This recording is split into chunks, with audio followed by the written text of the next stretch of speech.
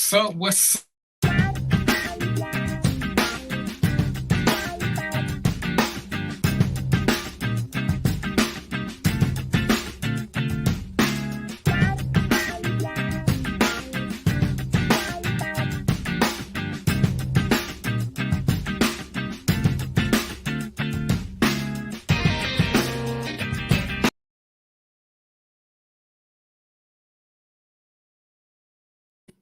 what's up? What's up? What's up? Hey, Man, Rolf, you what's still good, there? man? I don't see it running on the show page, but we're gonna do what we do anyway. It is what's the day? Today is September the 11th, or as it's known in the streets, 9/11. So, uh, guess who's black? Guess who's back? It's me, your boy DVP, and I got a co-host with me. We're gonna promote this brother. He gonna be ready to do some things, and we're gonna make it do what it do. I'm gonna do a little brief thing. I'm gonna let him introduce himself. Mine gonna be super duper brief just because it's been a minute. But first of all, let me apologize that I've been gone. I had a couple things I had to take care of a personal nature, so I had to let social media alone for a minute because sometimes there's a huge difference between social media and in real life. And use social media, what's a good word I can say and be politically correct? I was testing my gangster. So I needed to take a break for my own mental health. So I'm back and I got somebody with me. He was here before and y'all liked him, and I already liked it, brother. So we're gonna chop it up. We're gonna disagree on some shit. We're gonna agree on some shit. But either way, our plan is to educate you and hopefully motivate you into being a better you. You don't have to be like him. You don't have to be like me. Just be the best you can be. And I guarantee you, for those in your world who are really about you, they're going to appreciate you being a better you, not you being a better supporter or guide dog for them, but for you just stepping up and doing what you do. So without further ado, I'm going to introduce my man Theo and let him tell y'all just a little bit about himself. First of all, thank you for having me on the show, man. I always enjoy myself when I come on. You are just super dope, man. You're just a dope brother. Just all the things, man. Theo Dwayne Banks. What am I? I'm a pundit. I can tell you everything not to do to have relationship success. Um, I can. I'm a father. I'm a father advocate. Uh, Political person. Historian. I hate these types of. Hey man, it's what we gotta do. But no, I'm just out here just living life, man, and absorbing this experience called life, and trying to make sense of it like everybody else. So I'm just glad to be a part of a conversation that I know is going to be fruitful, and I'm going to learn from, and hopefully I can offer some wisdom too. So we're gonna just do what we do. We're gonna jump right on into it. Me and Theo, we talk off and on, but with everything that was going on now, I always tell y'all, I think I'm a pretty smart dude, but there's some things I know enough of to hold a conversation and not be stupid. And there are times when I just need somebody who's better than me. And this is where you learn who you are, because you gotta accept that sometimes people gonna know a little bit more about you. They're gonna be humble and say they don't know if they're better, but we're gonna just overlook that part because I like humility to a point. But every now and then you gotta stop and pat yourself on the back. You may not be the smartest, but right now he's the smartest in the room with the conversation we're gonna have. So, we had some discussions because I wanted him specifically for this because it's an election going on, about to go on. And I remember, I'm old, but there's certain things I can remember. I remember 2 months ago, maybe 3, everybody was saying how horrible their choices was in this election. Didn't nobody want 2 old men. Didn't nobody want 2 old white men. Didn't nobody want 2 old white men whose time had passed. Yada, yada, yada, yada, yada. 98% of the conversation was about 2 old white men. So I found it amusing that when one of the old white men dropped out and a black woman jumped in, how quickly a lot of people changed their ideology. And it was just funny to me because if I got a pair of green shoes and a pair of blue shoes, and I hate both of them, when somebody give me some red shoes, I don't like them either. But now, the part that's confused to me, now the green shoes look good. So how can you both worst pair of shoes go to being your best pair when somebody introduces a new something to you? Either you're confused, either you're a liar, or either in this case you're undercover misogynist. Because, and this is for those y'all who didn't have a third choice or a fourth choice. And don't go nowhere because I want you to jump in here now. It's kind of like, to me, like the Super Bowl. And I'm gonna pick the one y'all don't want to talk about, my Atlanta people. When the Patriots played the Falcons, if you could either root for the Patriots or you could root for the Falcons. I don't care that your favorite team is the Steelers. They're not playing. Ain't no need to root for somebody who don't stand a chance at winning. To me, why you even watch the game if that's your mindset? So here you go. And there were some other candidates, and Theo gonna get into this. Some people I know were already looking at other candidates who were already in. But you can't go back to one of the worst people that you already didn't like. So, I'm gonna jump in. I'm gonna jump in here first. Just going to put everything on the spot because I would be lying if I said that the dumpster didn't do nothing good in his whole term. He did some things, not enough that I would use up a whole hand, but he did more than enough that I could use more than two fingers. But then, if you look at the pros and cons, he did way more damage than he did good. And I reached out to a couple of my political people who know a little bit more than me, and I called Theo. I said, Theo, can you just do a little quick research on me? Has there been any candidate who lost as many people in one term, and I'm talking specific about 45, than the other 44 presidents combined? Not one of them, because I know it wasn't one who could compete with him. But this one dude in 4 years went through more. In my mind, he went through more appointees than any other presidents combined in history. So I asked Theo to check on that for me. So Theo, go on and jump in there. I'm gonna let you have the floor for a minute. You said a lot, man. Good point. So to answer your last question directly, Trump has had 92%. His turnover rate has been 92%. And to kind of break that down, he has had either 10 cabinet members resign or fired, and over 40 senior officials were either fired or they too resigned. Now, if we were to compare that, just not generally speaking, but if we were to compare that to his predecessors, so he's at the top at 92% turnover rate. Obama has a 24% turnover rate. George Bush had a 33% turnover rate. This is George Bush's second, by the way. Bill Clinton had a 38% turnover rate, and Ronald Reagan had a 53% turnover rate. Now, we could, there's so many ways we can go with this. We could look at the very kind of obvious, which is that Republican presidents have a hard time keeping folk working for them. We could also look into this idea that America being obsessed with financially successful people who we then kind of say are ready to become leaders of the free world. If Trump was, if we were to look at Trump through the eyes of Glassdoor, which is a site that you go to see how companies are.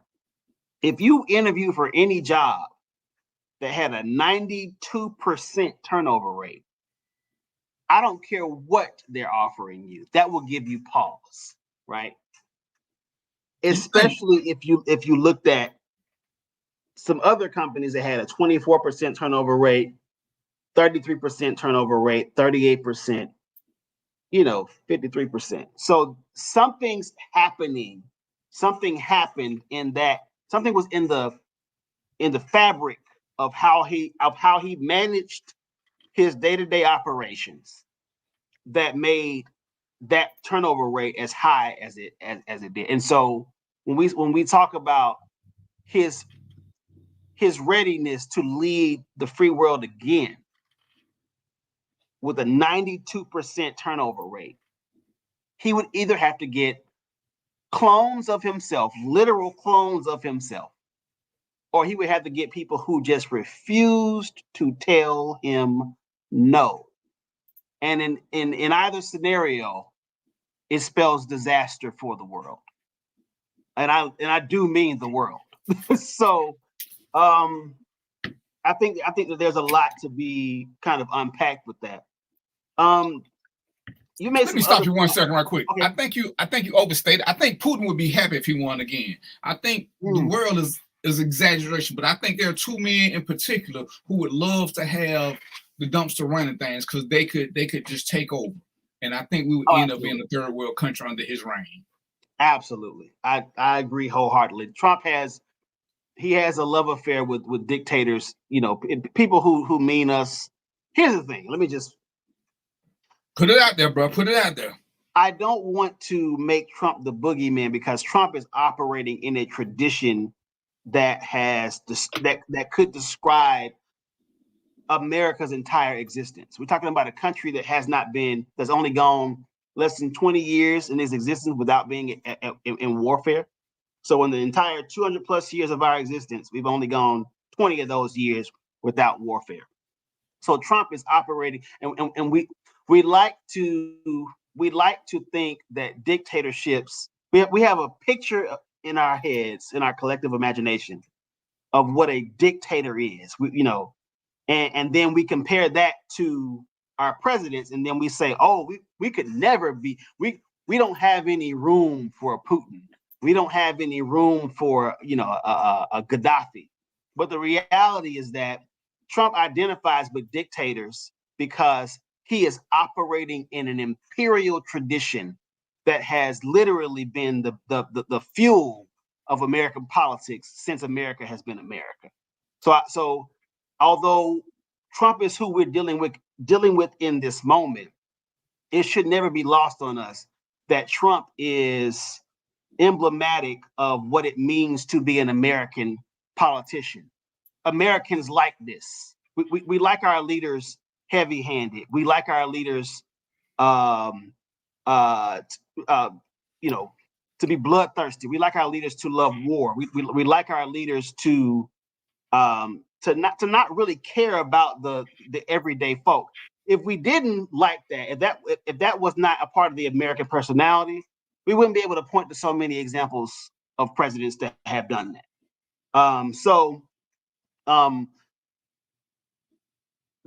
The point that I want to get back to, that you touched on, I think it's critical, is people making this switch. And we're talking about less than 90 days.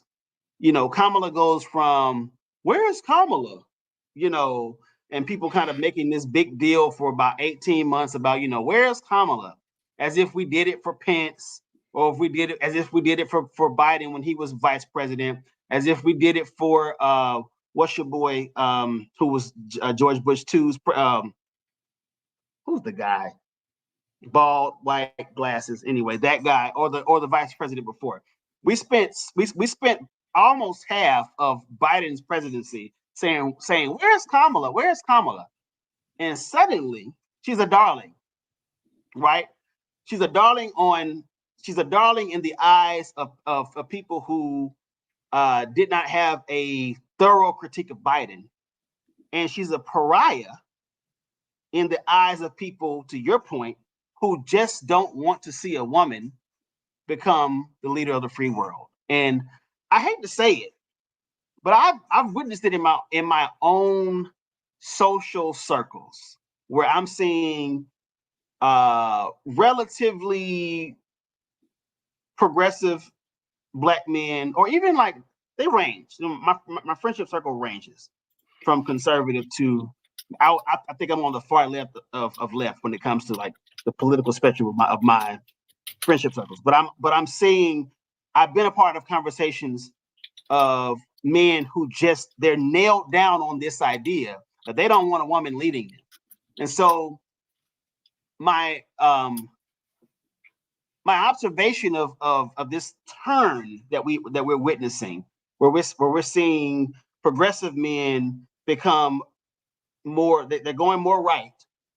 And then now that we have a serious opportunity for there to be a woman president, we're seeing these progressive men who have gone right go extremely right on the premise that they do not want a woman quote unquote leading them.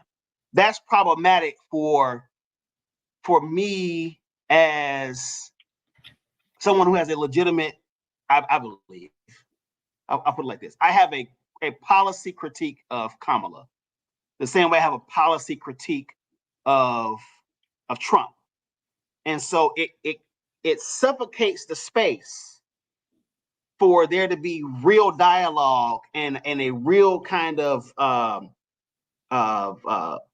reckoning with these fundamental differences, these political positions that Kamala has, that need to be unpacked, that need to be challenged, that need to be pushed back on, but for misogyny, right?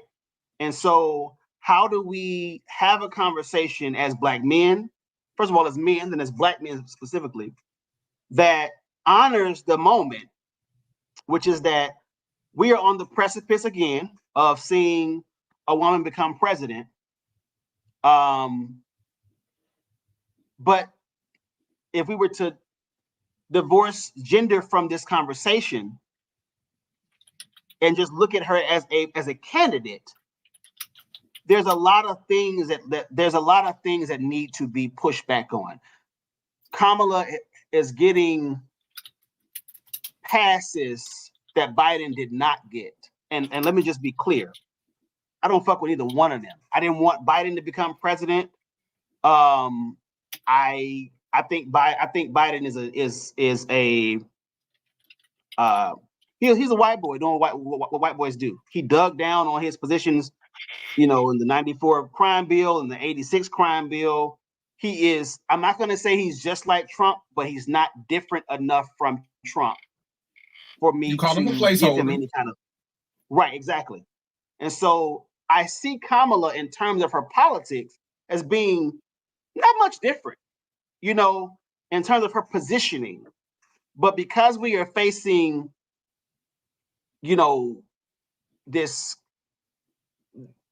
Project 25 and all the things that are coming with that, and this kind of looming figure that is Trump, we don't get an opportunity to have the nuanced, complex conversation around the more favorable candidate, the candidate that actually, if I was forced to vote today, and I could only choose between two candidates, it would be a no-brainer for me. But since I'm not forced to vote, I'm not voting for either candidate, and I'm also going to vote.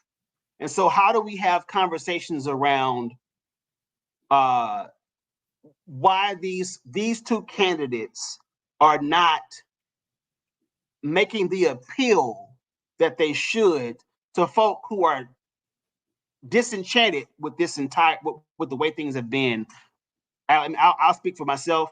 As a millennial, I'm considered a geriatric millennial.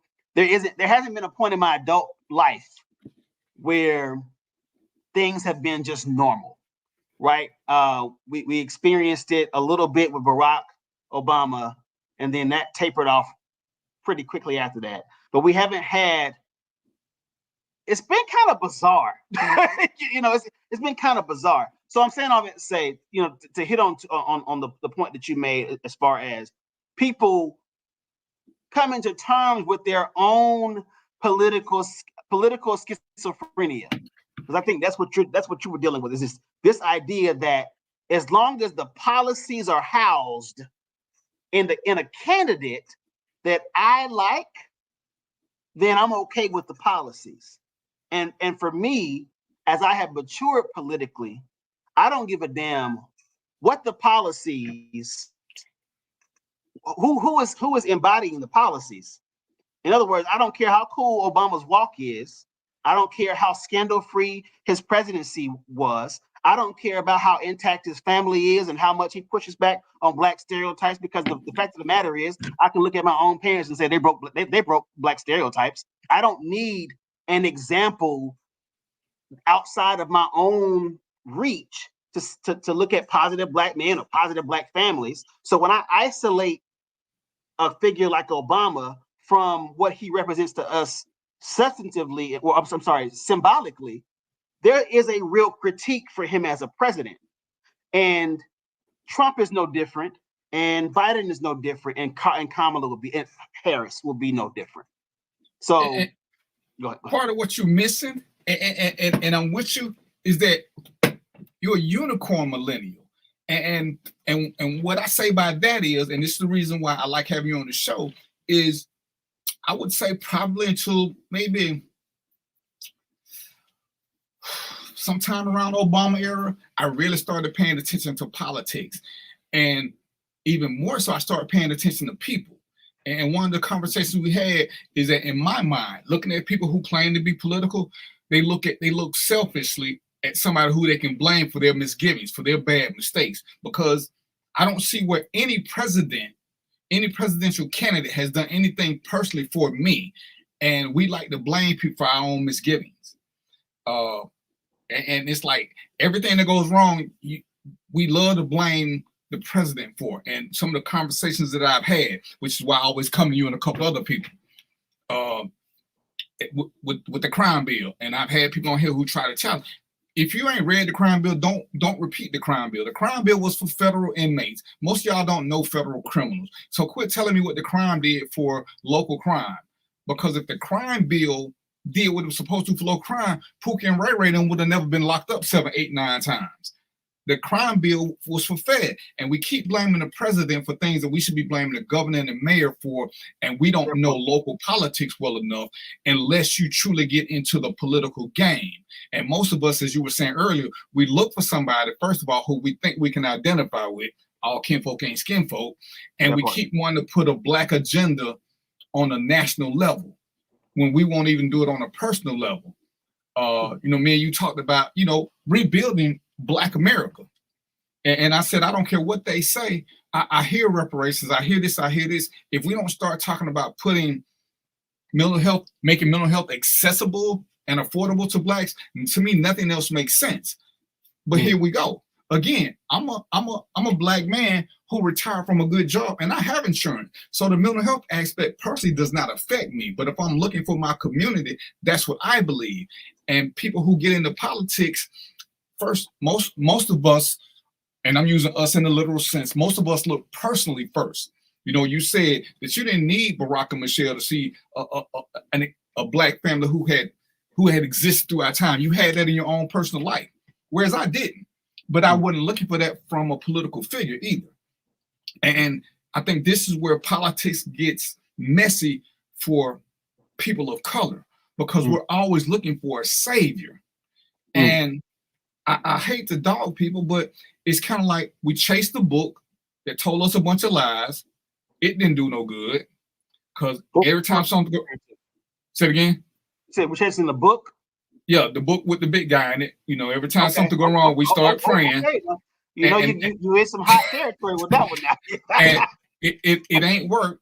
And we start to have a disconnect. And it's like, at some point at this stage, we have to be adultish to say, hey, I made a mistake somewhere. It wasn't the president's fault. It wasn't the governor's fault. It wasn't the mayor's fault. Now, there have been things that could have been done better. Ain't no denying that. But at some point, without getting into a whole lot, me and Theo became personal friends, even though we don't hang out on a personal level yet, because we shared a common tragedy. And we talk like grown men, and that's how we really got to know each other. As opposed to blaming society, at some point we got to start lifting each other. And when we become stronger, the system becomes stronger. Because he made a post yesterday, and I couldn't do nothing but laugh at it. And he said that it started off something to the effect of, as somebody who has criticized both, I can say this. And that's all I've ever asked for. If you're going to criticize one, criticize both. Don't criticize her for not having a black agenda, because if that's what you're interested in, then say neither one of them got a black agenda and leave both of them. If you're going to say I'm not going to vote for her because she ain't talking about reparations, then why are you even listening to 45? He ain't talking about reparations. And all I want you to do is be consistent. Stop being so biased and then wonder why you keep getting cut off. And this is, I ain't looking, I mean, we talk, Bill believes in reparations. I don't believe it's going to ever happen. I think personally, if it ever happens, it will be the downfall of us. And all we're going to do is make rich people richer, because we're going to blow that money as soon as we get it. But he has his own thoughts. But this is how I feel. We have to do something that will make us stronger. And you know, like I said, I enjoy the conversations, and we didn't talk a lot because I didn't want us to keep repeating the same things we heard each other. But this is why I wanted him here, because again, he has criticized both of them. I have criticized both of them. When Kamala was first nominated, she was not my first choice. But I did my research, because once she's a choice, I don't need me talking about what I want. What I want ain't gonna happen. It just ain't gonna happen. Every time I hear somebody say, "Oh, I wish Michelle or Oprah would have ran," I just dismiss them. They're not politicians. Why do you want them to run for something they don't even want to do? So I realized, you know what? Cut this conversation off with them, because they're not realists. They're rooting for somebody who doesn't even possess the ability to do the job according to them. Right. And it's like, come on now, let's have a real conversation about why this or why that. He told me who would support. We talked about that. And guess what? One of the things I love about this brother, I don't like his candidate. But guess what? It ain't got nothing to do with us. His candidate, for what he's looking for, represents some things he wants. What I'm looking for, he represents some things that I just don't like. But guess what? We can have this conversation, and I still get why he does it. I got friends, I got clients who I know will vote for Trump. Don't mean nothing. They don't mean ill. It's just that Trump represents their interest. And at some point, that's who we are. That's still who we are. And we have to accept that and move forward. We just can't keep, what I don't like is when we keep piling on and we become dismissive. I hate when people tell me, when they try to make it a Democratic or a Republican conversation, because guess what? I like Tupac, but I love DMX too. I love me some Goody Mob. I love X. I can listen to more than one something.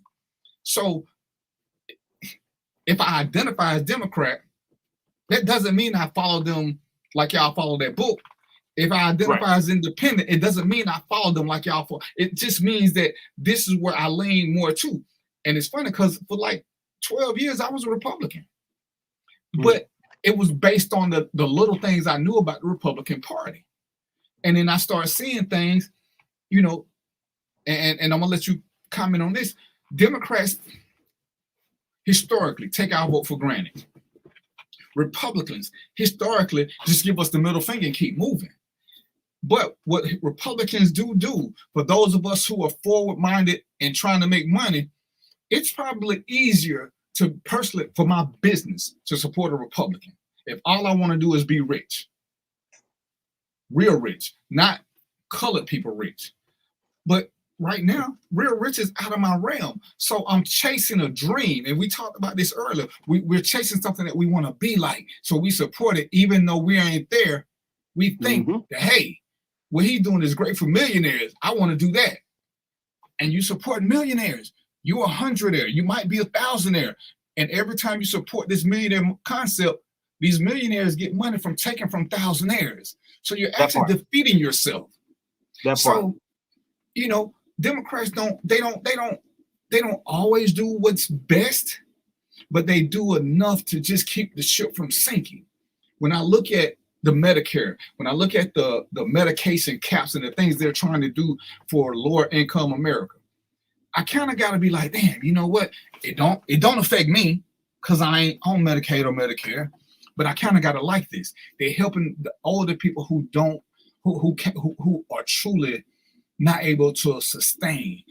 And I said, well, damn, you know, I do kind of like that. I do. Whereas when I look at the Republicans, they will they will keep playing around these medical costs because one, either they can afford them, or with most of DC, it's free for them anyway, and it's for life. So they don't care how much medicine costs. A pill can cost $20,000. They're gonna get a 30-day supply with 200 refills. And I had to start looking at it from that perspective. How does it not affect me, but how does it affect my lineage? How does it affect my friends? How does it affect my people who struggling to make mid 5 figures? They're the ones who are hurting. And I had to look at it like that. And that's why I came back to what my center was. What is the least harmful to me? And that's how I start looking at it, because it's I think me and Philip both agreed that based on what we had, neither one of us wanted to vote. But we're gonna vote. I didn't vote when Trump ran against Hillary because I just couldn't do it. I saw the devil and I saw his sister. I couldn't do either one. And it's the only time I have never voted for president, because I just couldn't live with myself with either vote, and I didn't know enough about independence and stuff at the time. But when we're here, and I think Theo has been the same way. We're not gonna tell you who to vote for. You got to vote for whatever it is you believe in, and that's one of the tenets I believe in. Vote for who you want to. But what I don't like is when people try to tell me, explain why I'm voting for somebody. One, I ain't got to explain my shit to you. I've earned the right to do this. In my defense, if you ever listen to anything I say, I'm a proud American. I don't claim African American. I ain't big on this black thing. I'm gonna stick with Negro, because I'm not losing none of my American benefits to make anybody else feel comfortable. I'm getting everything that I'm due. And hopefully, I want somebody who wants to make the Voting Rights Act a law, a constitutional privilege for people who look like me. But we don't ever talk about that. We want reparation on all these things. You're going to fuck around and get them, and they're going to take away your ability to vote, and then they're going to take everything from you. That's my perception of why it's hard for me to go to the dark side with that. Like I said, and it's a lot that y'all may not agree with me and Theo. Hell, we don't agree with each other sometimes and shit. I think if I'm being honest, sometimes we argue with our own damn selves because we already at conflict. But for me, that's a good thing, because you know that something don't make sense even though you want it to, and we try hard. And that's when the adulting comes in, and we have to sit back and rethink things. You know, absolutely. And he said some good things about Cornel West. I start thinking, because I gotta listen. I watched Fox News last night and this morning, because I don't believe you can be in this political arena and only listen to people who say what you want them to say. When I watched Fox News and compared it to CNN and MSNBC, these are hilarious to me. And Theo, I want you to take on this. This is what I gather from them. MSNBC is too far this way. Fox News is too far that way. Too far away. And I listen to people talk about CNN, but one something I will say about CNN, when the first debate that I missed, when Biden didn't show up for, CNN was dogging him. When I look at Daniel Dale, who is one of my favorite people, when he does his fact checks, he don't care. Daniel Dale just gives you what he gives you. And it ain't like they spared nobody. They have constantly said that Vice President Harris keeps aligning 45 with the 2025 project. Out of his mouth now, I've heard him say he has nothing to do with it, he ain't read it. But out of his mouth, we also know he lies. He lied. But you know, as a former cop, if we're dealing with straight facts right now, we can't tie him to it. We can make him guilty by association. So I get that, but they always ding her for that. She keep putting it on, and they keep saying you can't prove it. There's nothing right now that directly links him to it. And if we believe the one time he tells the truth, which is only when he sleep, but he said he don't have, when he said he ain't read it, and that may be true because I don't think he can read, but he knows. It's 900 pages. So I doubt he's read it. Right. But when we're doing this, and this is why I want him to be my political guy, even though he got some other stuff he good at. But for this, what's up, sis? But when we're doing the fact check, I want things to be legit.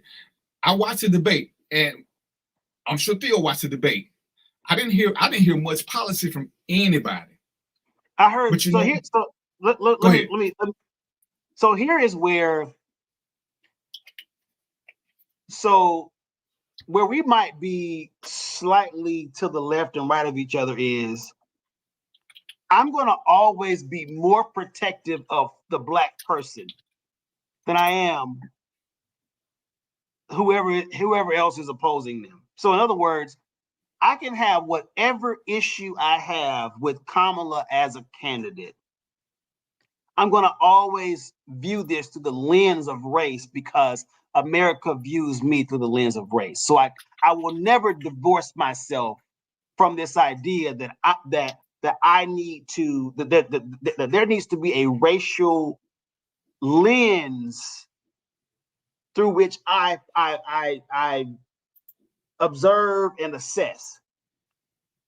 When I watched the debate, and my one of the things that I have noticed to be true since she's become like the forerunner is that we are requiring Kamala to be a policy expert while Trump just gets to be a personality. And in the debate last night, I do believe that she was more successful in inching toward the policy conversation. But because Trump is so hell-bent on being a personality and being a demigod, we will never know if any candidate, we just say candidate X versus Trump, will get to lay out their policy agenda, because his debate style and his style of just kind of his rhetorical style is all about he plays the dozens. He plays the political game with dozens. And so in between trying to retort, whatever Trump is saying, she mentions policy. But until or unless we have two policy-driven candidates, to me, it's a slightly unfair critique of Kamala Harris. I'm correcting myself because I was watching this thing. I was watching some commentary last week, and they were pointing out that the candidates, everybody gets referred to as their last name except Kamala Harris. So I'm catching myself and making sure that I mention Harris. If I say Kamala, I'm gonna tag a Harris on. I'm just trying to, I got you. So anyway, but we are requiring Kamala Harris to be like an expert on policy when that's not even like. If she were an expert on policy versus Trump, it would be a boring debate because Trump has no desire to be politically astute. His only desire is power.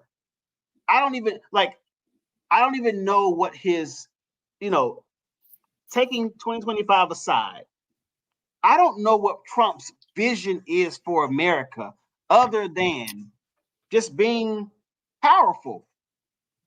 So when we're having like this critique of her policy, and I have a critique of her policy, by the way. Like I'm not going to let her off the hook in that way.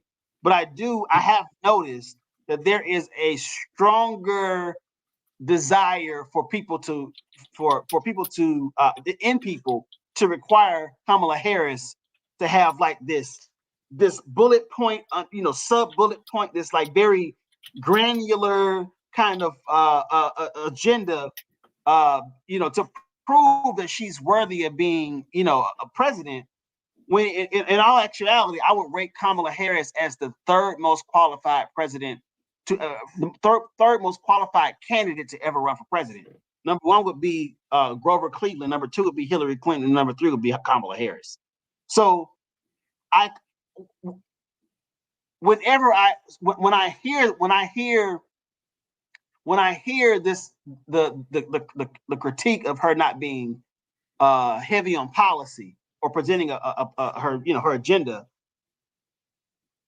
it typically comes from people who are supporters of Trump for reasons other than his policy. So that political schizophrenia kind of it rears its ugly head, because it's like, okay, what is the benchmark that she has to reach for us to say, okay, she's qualified as far as seekers of the highest office in the land that works in function of American imperialism. Kamala Harris is absolutely qualified to run for office. Trump has not held any position other than president. So if let's say the office of president was listed on LinkedIn, and Kamala had to submit her resume, right, and Trump had to submit his resume, and every job requires prior experience. If Kamala submitted her resume, she would get a call just like that. And if Trump submitted his resume, he might get laughed out of HR, because that's how ill qualified he is compared to really most presidents. So I can have a critique of Kamala as a candidate and also recognize how she has been required to be, again, that old axiom, you got to run twice as fast to be just as good. There has been a level of political perfection that's been expected from her that we don't expect of Trump, which is why I maintain a position of criticism towards both parties, not for the sake of, not because I have a hidden agenda to be able to like openly support one versus the other, but right, because they're run by majority white people.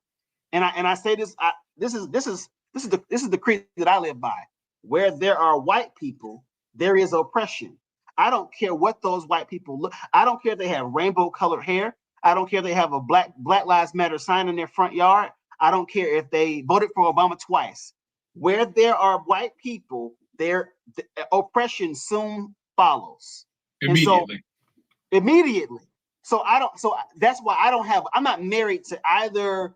I'm not married to either party, but I also, because I identify as a Kingian liberal, in other words, my political perspective is informed by the philosophy and the political ideology of Dr. King. I believe that had we followed Dr. King in 66, 67, up until 68, America would be a totally different looking country right now. I believe that no Democrat, no liberal can really espouse that they are a liberal. And certainly they cannot say that they are continuing in the tradition of King, because King believed in guaranteed universal income. So if you don't believe in universal income for all, whether you're working or not, then miss me with that King Day stuff. Miss me with anything you got to say about Dr. King as far as him representing love for all people. Man, forget all that. He had a legitimate economic prescription for America that we rejected. Both parties rejected because both parties are filled with white supremacists and Black people. I want us to go back to the pre-Obama era. In the pre-Obama era, we could critique a president and nobody said, well, they're not president of Black America, they're president of all America. No. If we go back to the pre-Obama era, there is no seat of power that Black people cannot hold accountable and cannot give a legitimate critique that other people can latch themselves to. We have been in an almost 20-year NDA with the Democratic Party. We can't really say what it is because we're trying to save space for symbolic progress. And I'm challenging the Black electorate, who is the most sophisticated of any across all political spectrum or strata. Black people are the most sophisticated voter in the country. Do not allow yourselves to be fooled. There have been 6 major political shifts in American history, and Black folk are responsible for the last 2. Now, you tell me what other 13% of any population in any nation across the developed world can have that much influence on the literal history of a country if they are not sophisticated when they go into that booth. So I say that to say we have to be. I want to remind us of who we are. The reason soul music and soul things are associated with blackness is because black folk represent the consciousness, the conscience, and the consciousness of America. And so let's put the soul back in politics. And soul says, this is right, this is wrong. And I can save space for the symbolic, the symbolism of it all, right? Like everybody needs to see themselves represented some in seats of power. For my own, I have 2 daughters. For my daughters, I want them to see a woman become president because I want to be able to officially say to them, the ceiling has been removed. But I also want to challenge them not to be so enthralled by symbolism that you give that you put you don't put substance on the back burner. You just take it off the stove completely. And I believe where Black people are as far as our politics are concerned is a lot of us are willing to put symbolism above everything, on every eye of the stove. Every eye of the stove. And let me just add this. That goes for Black men, the small minority, because we also got to deal with the fact that, like, at the end of the day, Black men and Black women vote most closely aligned to any other male-female, dynamic. But there is a faction of Black men who are going the other way. But they're only going the other way because of who Trump or what Trump symbolizes in their mind. He symbolizes masculinity. He symbolizes power. He symbolizes vibrato. He symbolizes ego. He symbolizes not having to answer to anybody about anything. All the things that Black men have, the things that the agency that Black men do not experience and have not experienced as we touched, soil 400 years ago. In some warped, perverted way, she does have policy. No, she. If we are to compare Kamala Harris's policy to Trump's policy, she does have policy. But I also believe that Black men. I believe that the critique for this idea of voting for who symbolizes what in our minds is not just for Democrats or just for people on the left. It is for everybody. Trump will not be. He will not manifest what I call anybody's red pill dream. He's not going to do it. And if he had to choose between, if there were 50 Black men in the room and 50 white men in the room, I promise you, whatever those 50 white men wanted, that's what's going to happen as far as Trump is concerned. So whatever he symbolizes in our mind, the same way we know that, Barack Obama is never, or Kamala Harris is never going to champion reparations. She's never going to be the candidate that is radical enough to say, I'm a one-issue candidate. The same way the Republicans can be like, hey, it's abortion or die for me, no pun. We will never have a Democratic candidate that will say it's reparations or die for me. And because we know that, it kind of relieves us, those who support reparations, of this obligation to just vote for you because of what you symbolize, right? So I understand and I respect what Kamala Harris means to little Black girls, and little just women in general. I understand that, but having let me ask you a question, bro. Okay. Do you think, and this is where I am, because I'm listening to you, and unfortunately you're co-signing what I don't want to be co-signed. The past, and we'll just use the past 12 years. Okay. The way that 45 does debate took away all the political aspects out of it. So, and Andrew's one of my real little brothers. So welcome to the show, brother.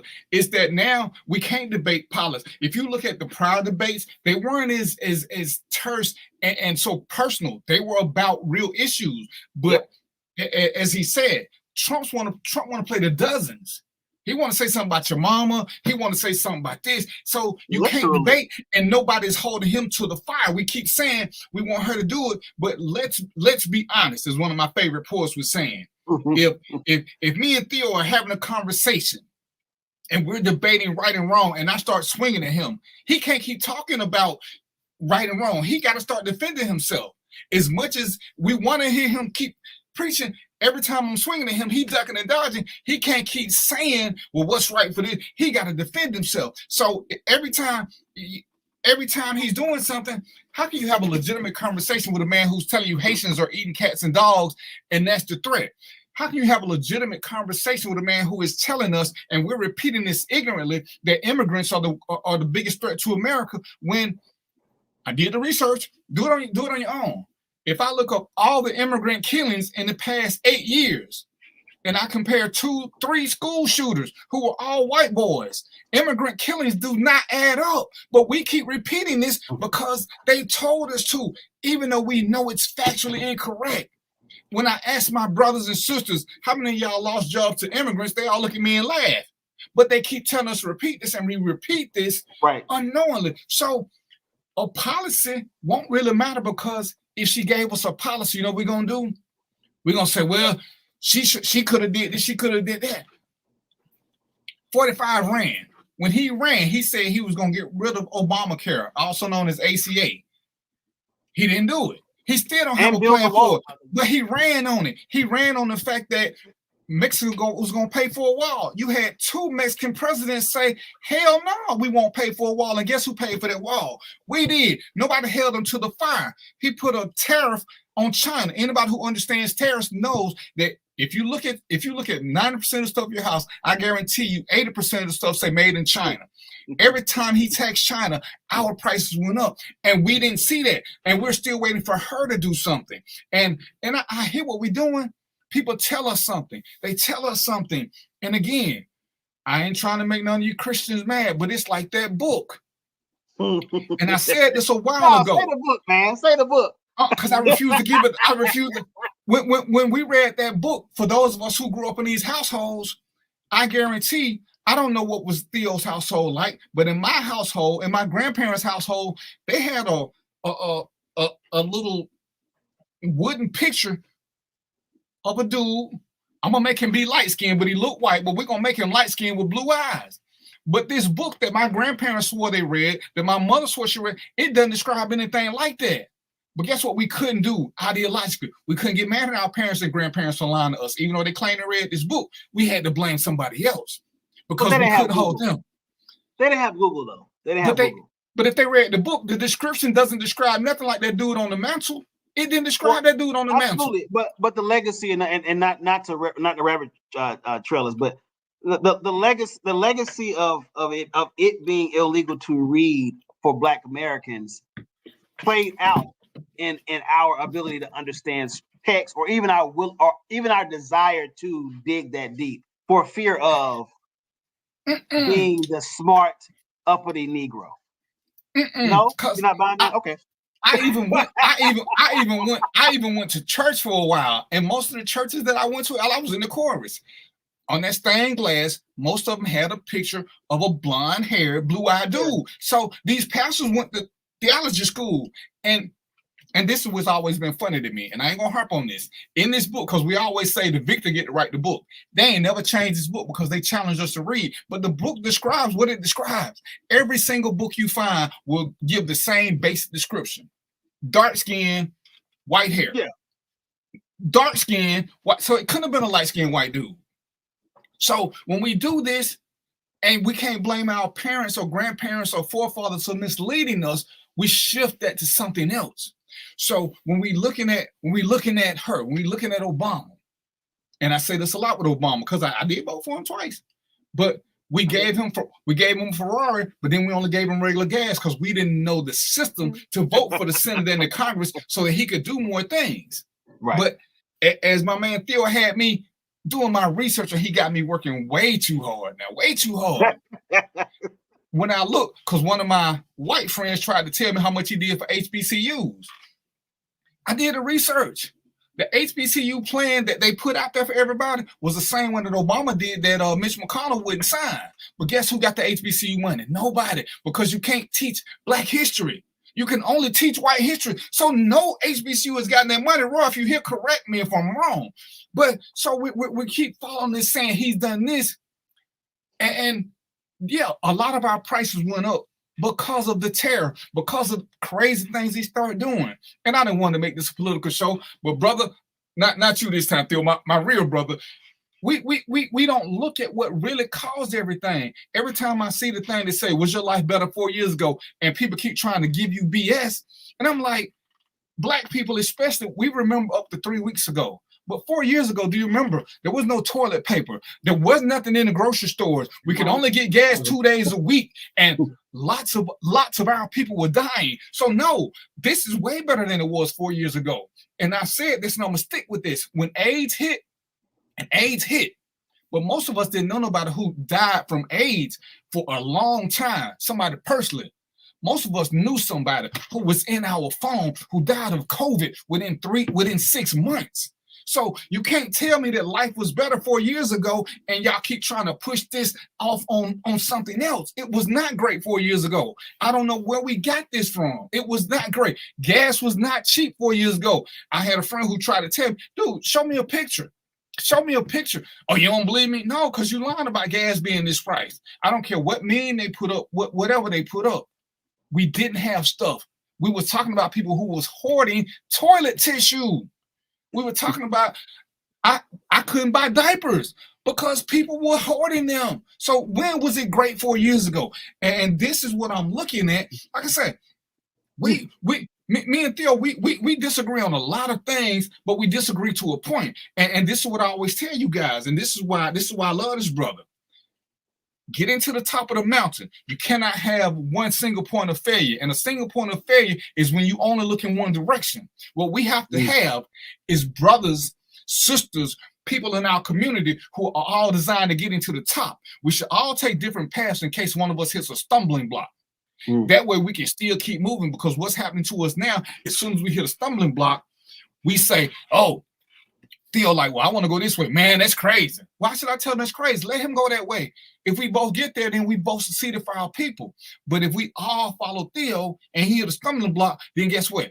Everybody's disappointed. And that's how we keep getting let down, because we keep looking for one person to bring us something. And I said, right. For us to succeed, he got to reach out to his people. I got to reach out to my people. Roy got to reach out to his people. We need to have a collective of everybody trying to get there.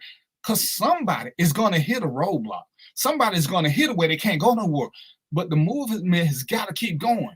He brought up Dr. King. In this current climate where we can't seem to adjust to different mentalities, somebody would have been a simp for following Malcolm X. I was a Malcolm X dude. But guess what? They had the same dream. They just had different ways of getting by there. And you couldn't fault what Malcolm said, because guess what happened? Dr. King had a thought process. Malcolm had a way of making his thought process work, because you know what people did not like? They did not like, and I read a lot of stuff. Malcolm was nowhere near as violent as we want to make him, but he used to show at all. He used a show of force. He was a force multiplier through vision. And when people saw that, they started succumbing to him. He wasn't the greatest verbal negotiator, but through a show of force, he got us a lot of things. And if we could have ever combined those two without calling each other simps or whatever, or saying we got to all stick together, we can stick together and still have different ways. I say this all the time, man. Not to cut your wisdom off. I say this all the time. We number one, Black folk have to invite conservatives back to the table. And not to make Malcolm the conservative and King the liberal, but I say that to say we should exercise the privilege of of seeing color among ourselves. I know for, here's what I trust, that the most conservative Black person politically is not going to be as dangerous as the most conservative white person. And so, and because of that, there is some wisdom I can glean from even the most conservative Black person that I won't even entertain from a liberal white person, because they have a literal vested interest in the advancement, whether they ever like verbalize that, whether that leads their analysis. I know that because they have Black skin, they have, and not literally Black skin, but you know what I mean. They're not. Right. They have non-white skin. That even if we are diametrically opposed politically, there's something that they can offer, and there is something that there is a method that they have that will at least inch us in the direction that we want to go. And I believe that where Black Democrats have failed miserably is making boogeymans out of everybody. And where Black conservatives have failed miserably is thinking that they are the exceptional super Negro. But if Black liberals and Black conservatives get into the same room and we say, you know what, the goal is economic enfranchisement, political enfranchisement, social equality. Now, the same way when you put into your GPS your destination and it gives you 3 or 4 routes to get there, the bottom line is we're all going, the routes all lead to the same destination. And so I'm not going to spend my time demonizing a Black conservative, because I know that on some level, this is why I will never like just completely throw Kanye West overboard, is because I know on some level what he desires will inch us in the direction that we all want to go. I think Black people have to trust our wisdom and trust our experience and trust how united we are without being like, there's so many things that we can point to that demonstrate we are united. So we don't always have to push this idea of if Black folks would just unite. We are united. There's something that is unspoken in our experience that unites us. So I don't have to go as far as saying, okay, do you support this policy, this policy, and this policy in order to prove to me that you fuck with me? Like, I can say, okay, if we do 2 out of 5, well, we're gonna build on those 2, and then I'm gonna find a tribe that does 3 of those 5, and then it's gonna be cool. I think history teaches us that we don't have to choose Martin or Malcolm. We never had to choose W.E.B. Du Bois or Booker T. Washington. We never had to choose Barack Obama or Cornel West or in Tavis Smiley. We never had to choose. Like that's the beauty of the Black experience. And so the marching orders for us, I believe, is to not develop a Black agenda. It's to work the agenda that you got. You know, like it is necessary for us to hear, ain't nobody gonna say Black folk to Black folk. It is absolutely necessary for somebody to be saying that, shouting that from the rooftop. It is also necessary for us to hear, you can be a vegan. Like, you could be like, I don't wear leather. I don't, everything I eat is made of air and vegetables.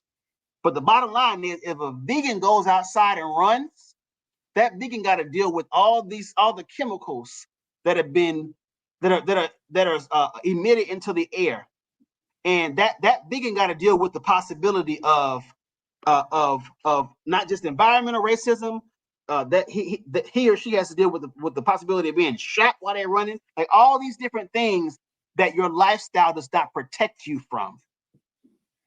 He or she has to consider, and so there's a systemic critique that is still very much necessary for our experience. I know that was a kind of a weird extended metaphor, but I say all that to say there are some things that we cannot avoid, no matter how self determined we are, but there are things that we can avoid that are linked to our self-determination. And so it's a yin and yang type of deal. So we need people that are going to say, you got to get up, get out, and do something. But then we also need folks that's going to say, I see no changes. What's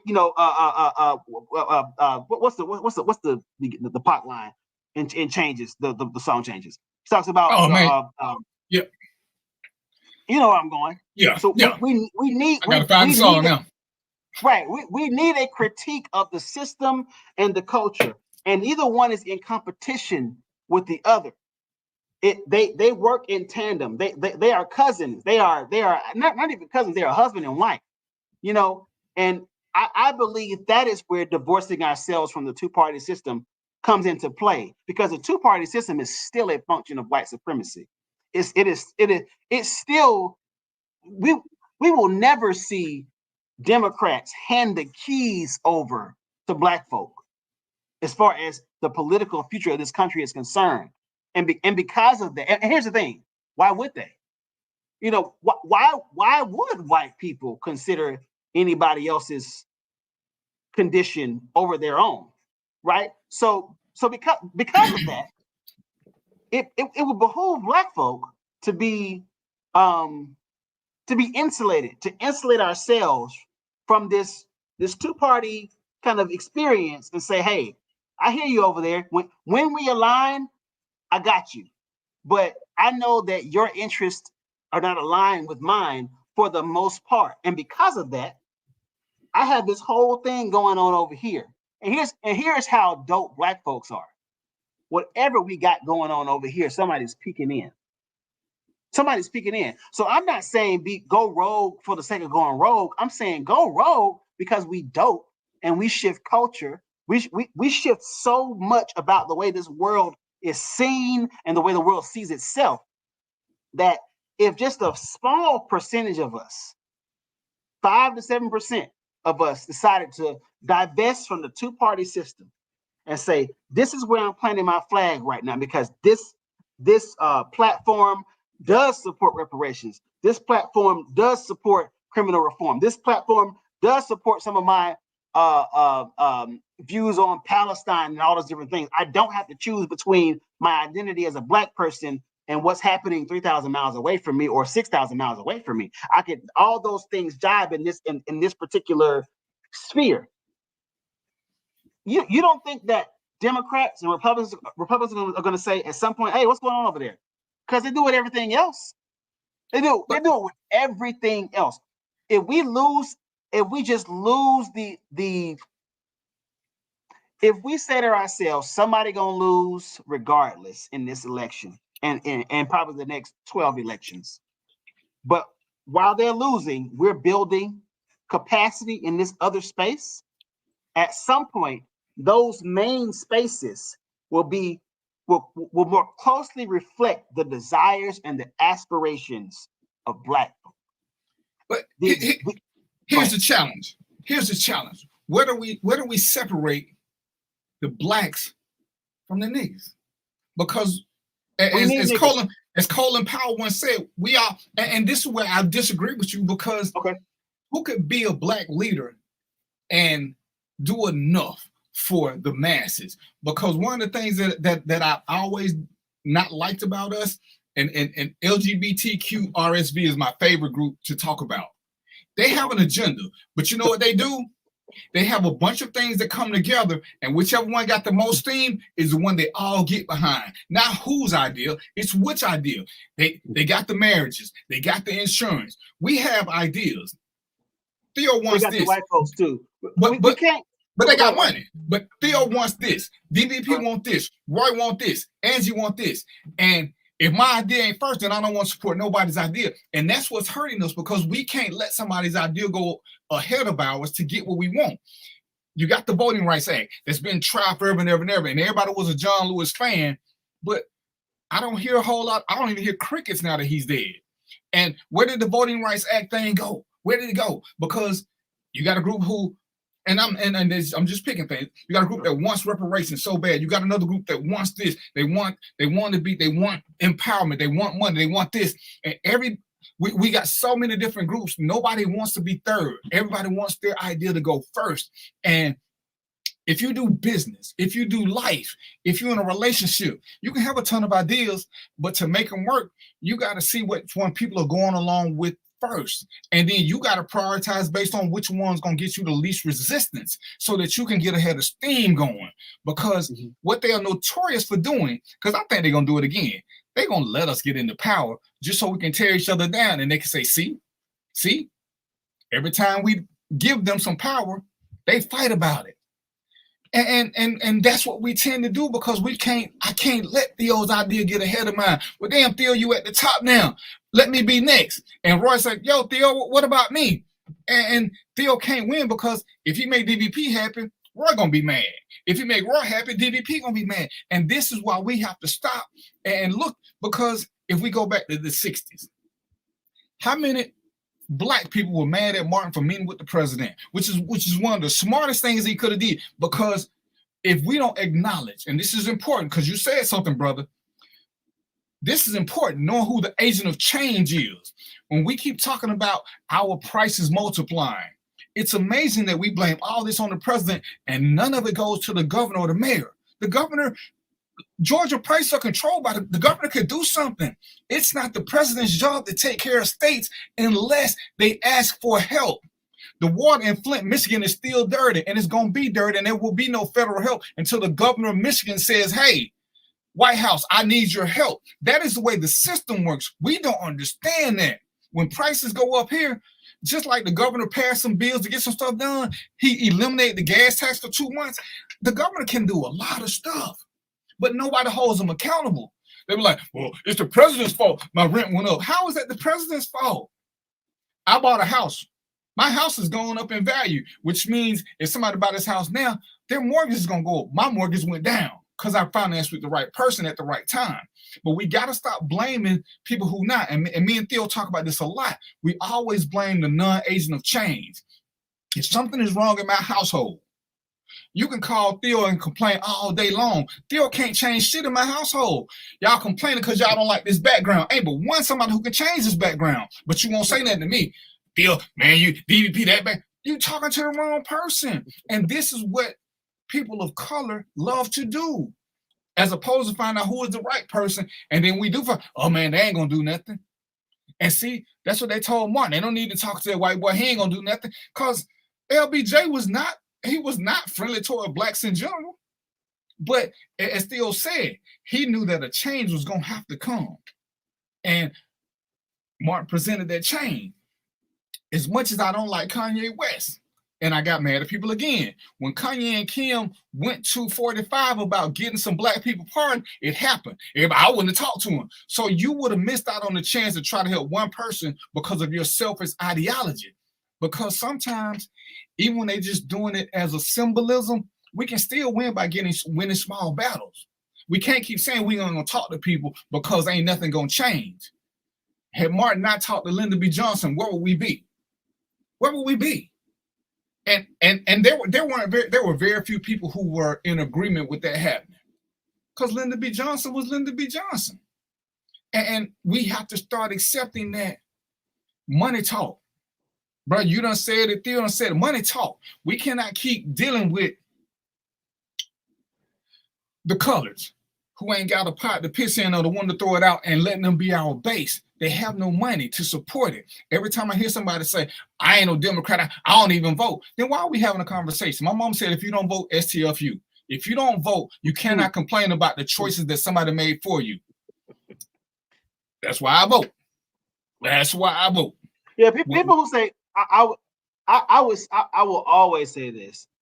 if you're not gonna vote for the president, say I'm not gonna vote in this presidential election, but don't not show up to because there's so much, there's so many other things on the ballot, and the lower you get in that ballot, the more affected you are on a day-to-day basis.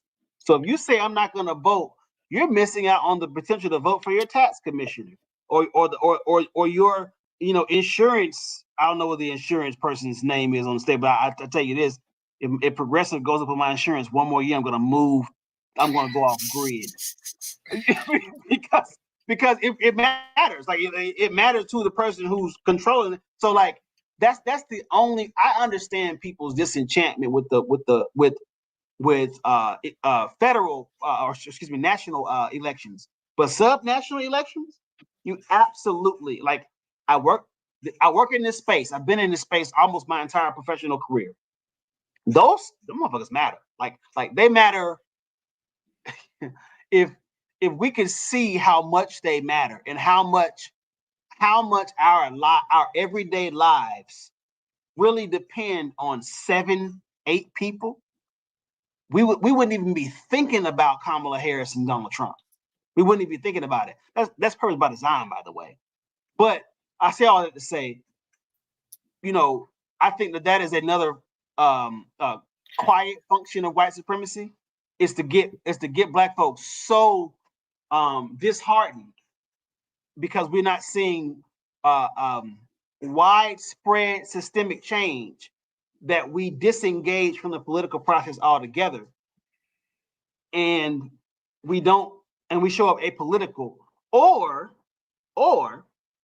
we show up, but we don't consider how the strategic vote works in our favor, and how we need a faction of Black folks in this electorate who are saying, you know what, I don't care if my person if I don't see my person in the White House. Like I'm voting for Cornel West.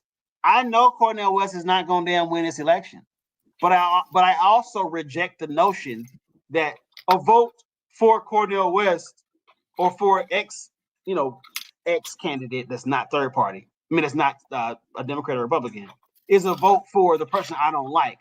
I wholly reject that because I can look at Bernie Sanders and how the platform that he had when he was talking about student loan debt being canceled. That was like what? Like it was a wish list. It was the thing. It was like when you go on Amazon and it's something that you really, really want, you just leave it in checkout because you can't afford it. Like that was considered that. And then and so he ran. He had enough of a groundswell for people to really look at him as a viable candidate. And then what did we see the Dems do as soon as Biden got in office? They started trying to cancel student loan debt. Now, the way they did it was disingenuous and all those different things. But the bottom line is that there has to be a faction of us that's willing to say, you know what, I'm done with the two-party system.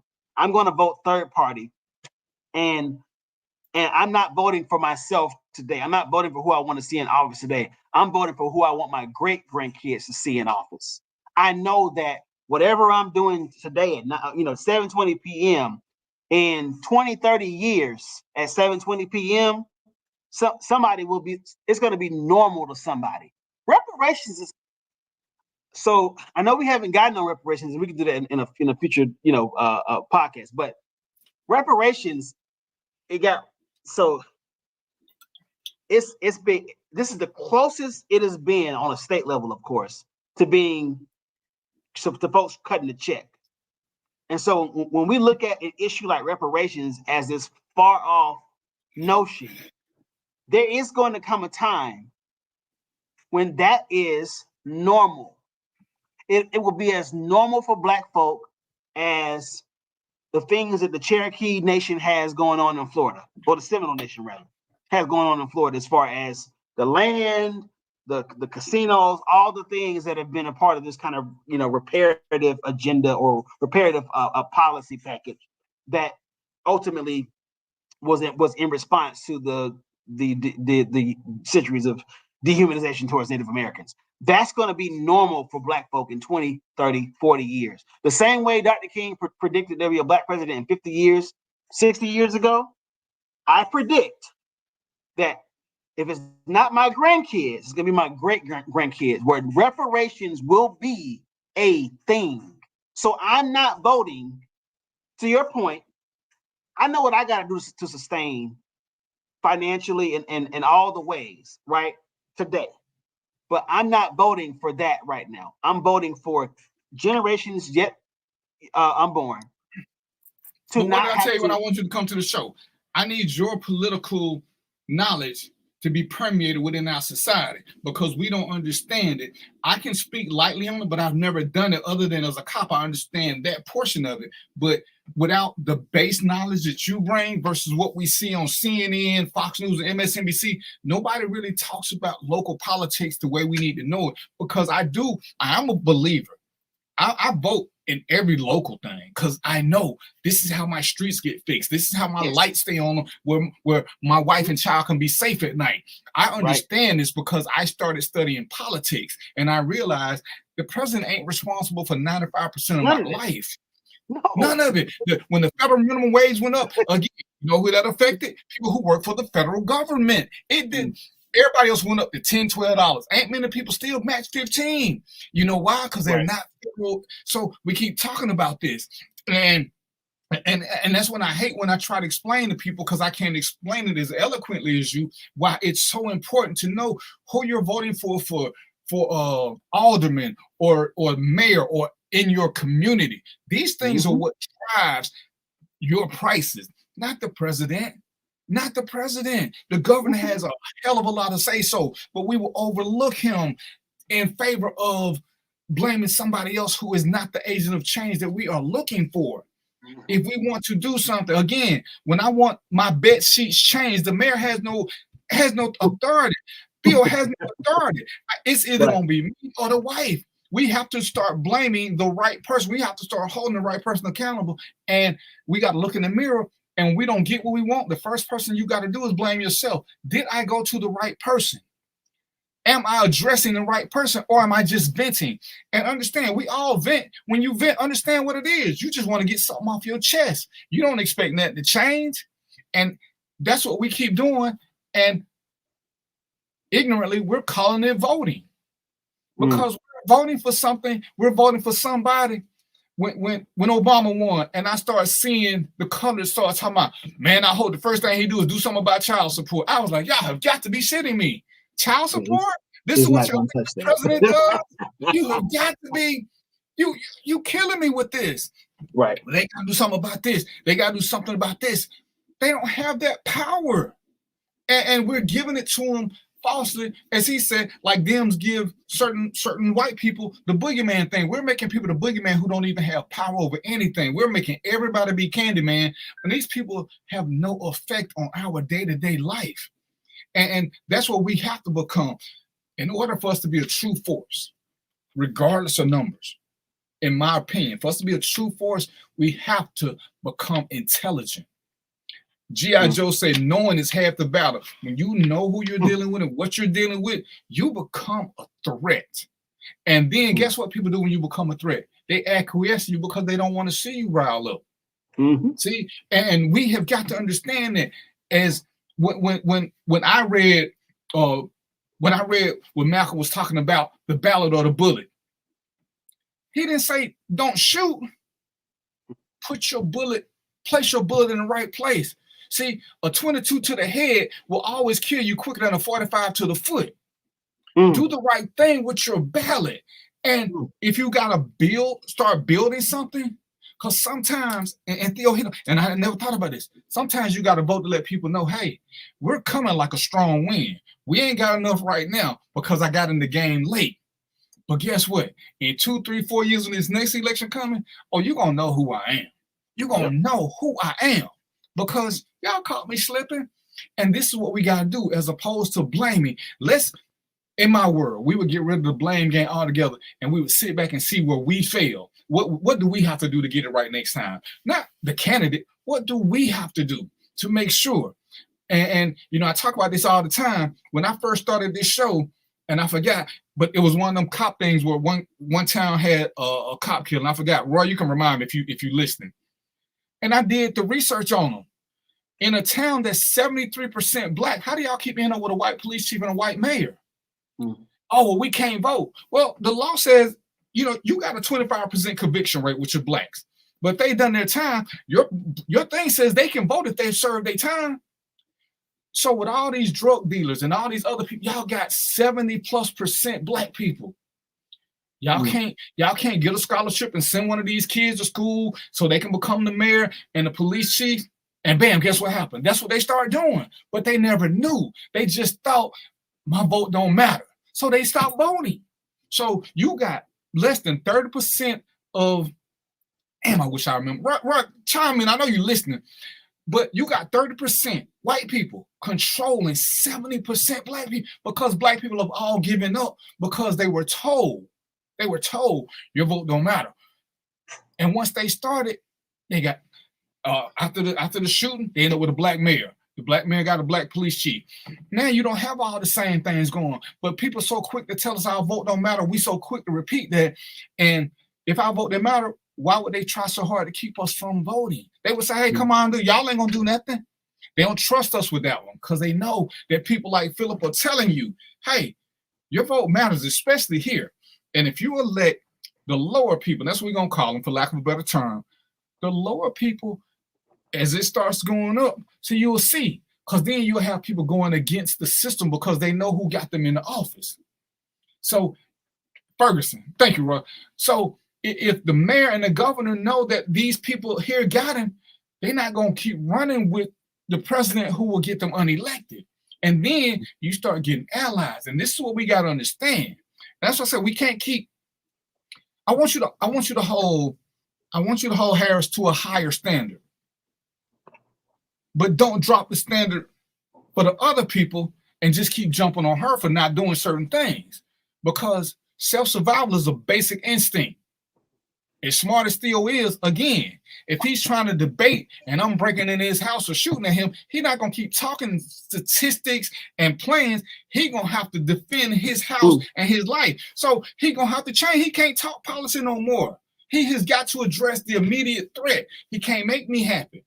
And at the end of the day, it's about winning. And we talked about this.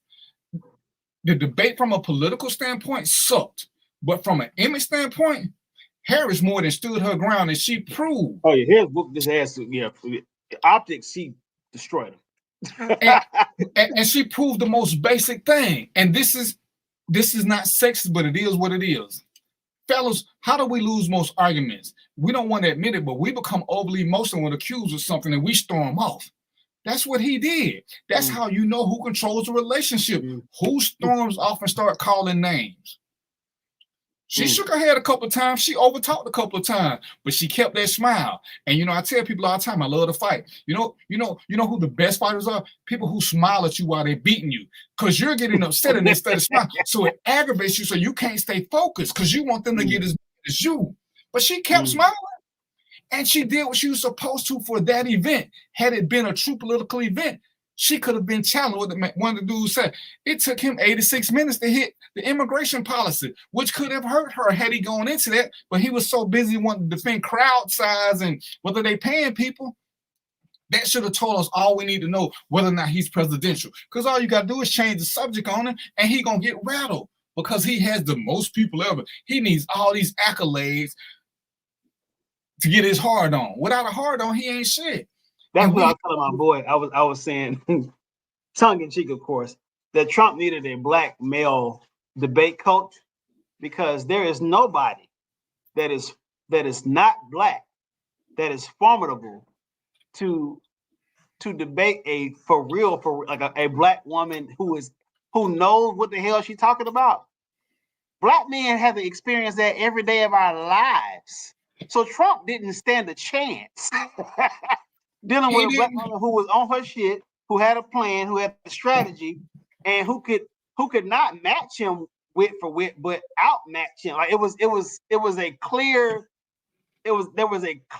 disadvantage. He was handicapped in ways that he could never experience what Biden.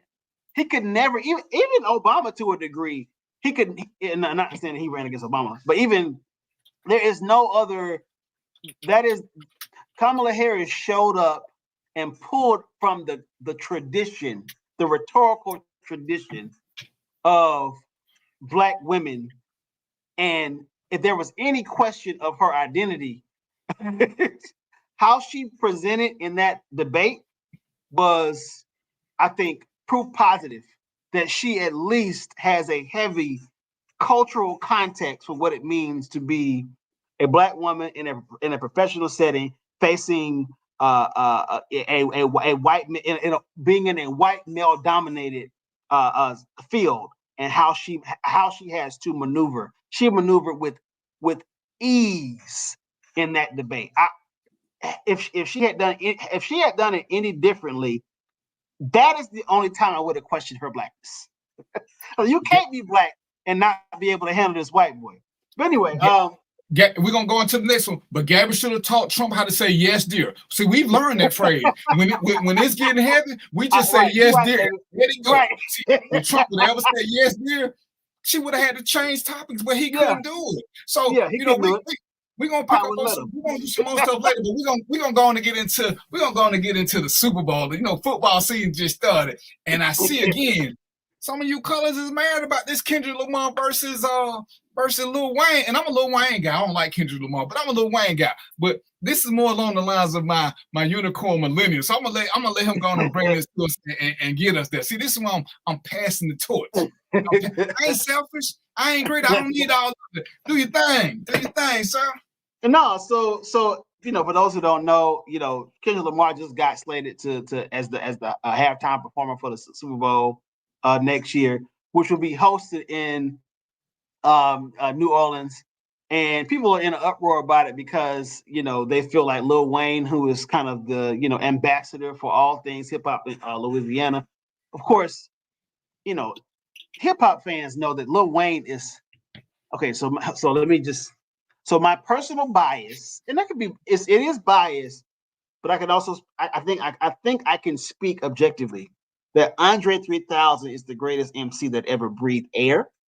But 1B, just strictly off of lyrical athleticism, you cannot. Lil Wayne cannot be eliminated from that conversation. So he's not just a Louisiana hip hop legend. He is a savant.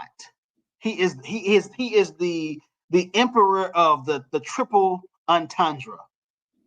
But he has not been slated to perform at the halftime show, and people think that there's a large constituency that believes that he's gotten snubbed, and I believe that it's actually.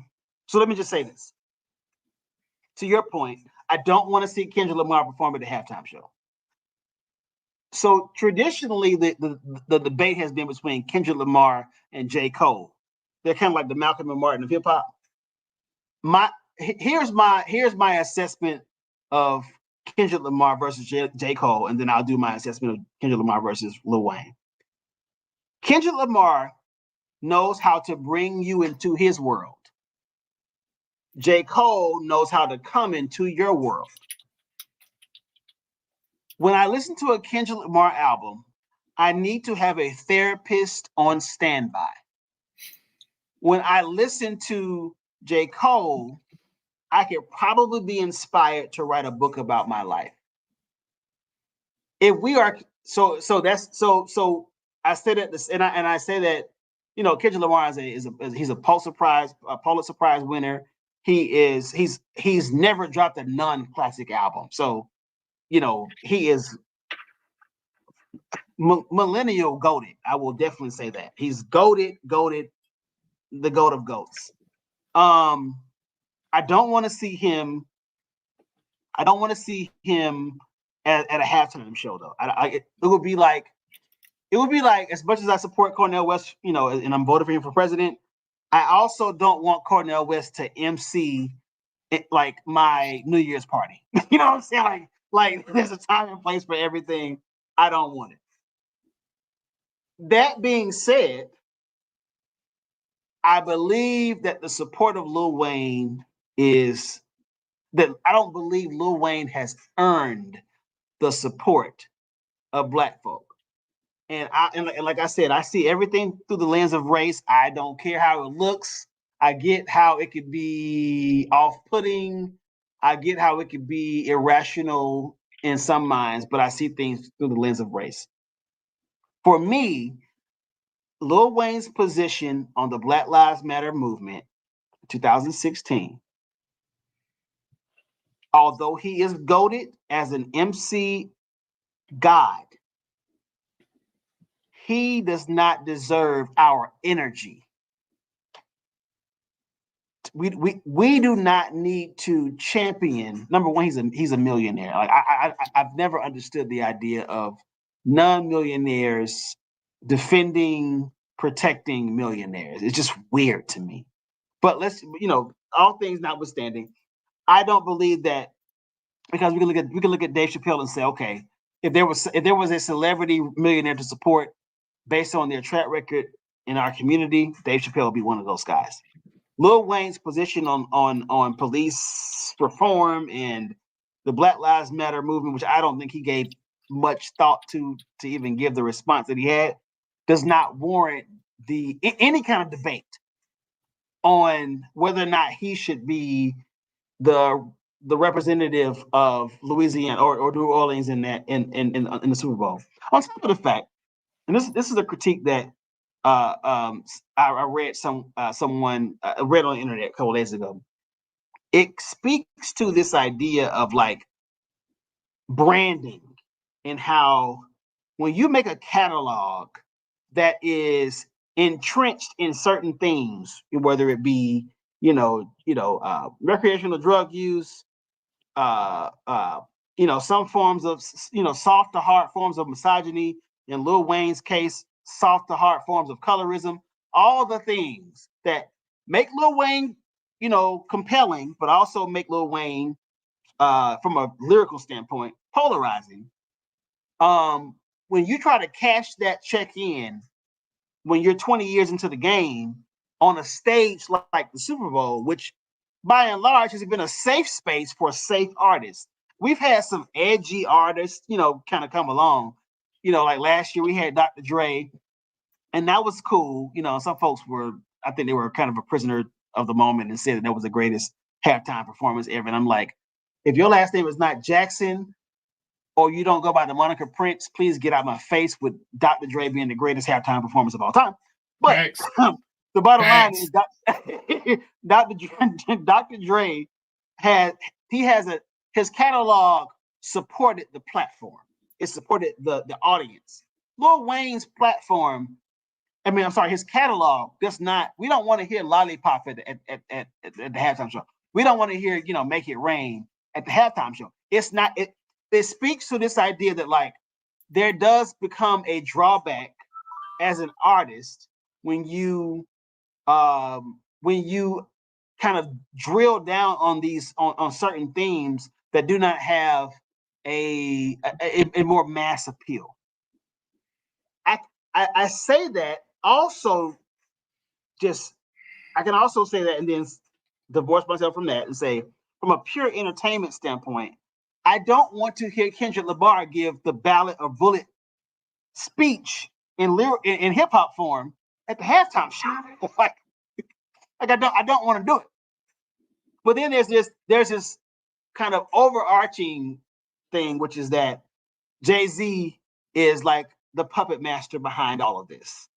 And I would like to hear your thoughts in terms of what do you think Jay-Z is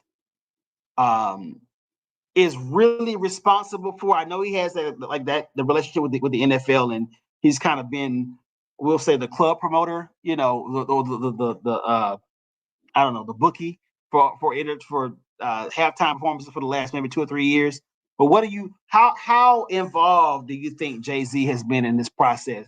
And do you assign any fault to him, if there is any to assign, regarding the billing? I believe Jay-Z is 98% behind it. And I think that just having watched how he does business, I think he is trying to be progressive while keeping us in the game. And Lil Wayne might be a little too old and edgy for white America all of a sudden at a Super Bowl, because he's gonna come out with some stuff. Yeah. Unless he invite the whole crew, and because he gonna have to invite all the Cash Money and what's the name, so they can back it up. Lil Wayne, and I love Lil Wayne. Lil Wayne, if you listen to him, because I'm into lyrics, Lil Wayne is that dude. Yes. Lil Wayne is that dude. If you just cut the music off and listen to what he's saying, and I did it one night, I was like, man, this brother right here, I don't care what he looked like. This is one of the smartest brothers on the planet. Yes. But is he? I believe personally, there's a time when you have to protect your job, and you have to protect your job by not doing what's right for your people, but what is right for your household. Right. And I think mixing subjects, a lot of times people don't understand that politically. Oh, they should have done this. Well, they want to eat too.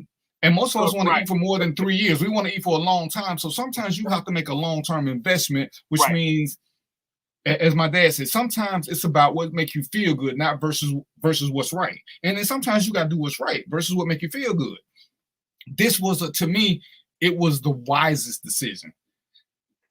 Some of the people in New Orleans going to be upset. Now, if Kendrick Lamar is smart, he'll extend an olive branch and give Lil Wayne 3 to 5 minutes to do a medley.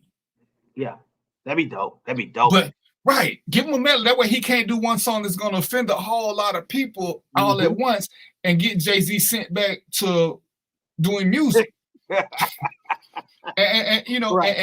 and that's one of the things that we talk about. That's why we got to support our people who are doing. It may not be what we like, but is it the right thing? Is it the right thing? Because, hey, it is what it is. I ain't a Kendrick Lamar fan. I saw Kendrick Lamar do one concert, and Kendrick Lamar used the N-word. Ain't no problem with that. We do it. Well, when I'm singing, I do it, and I don't like using the N-word. But he pulled the white girl up on the audience from the stage. And he pulled up on the stage. And when it got to the N-word, she's singing like everybody else doing. And she said the N-word. He stopped the music and looked at her and got upset. Damn. Dude, you pull this little white girl up there, first of all. Your song got what she wasn't supposed to sing the song like, when we kids, when our parents ain't listening, we didn't mime no words. We didn't lip sync to what we said, what was said. When mom was there, we didn't even listen to a song. We listened to radio version. But come on, you got this girl up on stage and think she don't know the exact words to your song? And then you gonna clown. I just didn't like that. You clown her for singing your song that you wrote. She didn't edit it. You wrote it. And that just it left me with a bad taste, because in that instance, you don't pull a white girl up there. You just don't. Not for that song. You pull it for your I don't know what he's saying because I don't listen to him, but you pull it for your, Tupac can pull a white woman up there for Dear Mama. But you don't pull a white girl up there for Brenda having a baby. You don't pull a white girl up there for changes.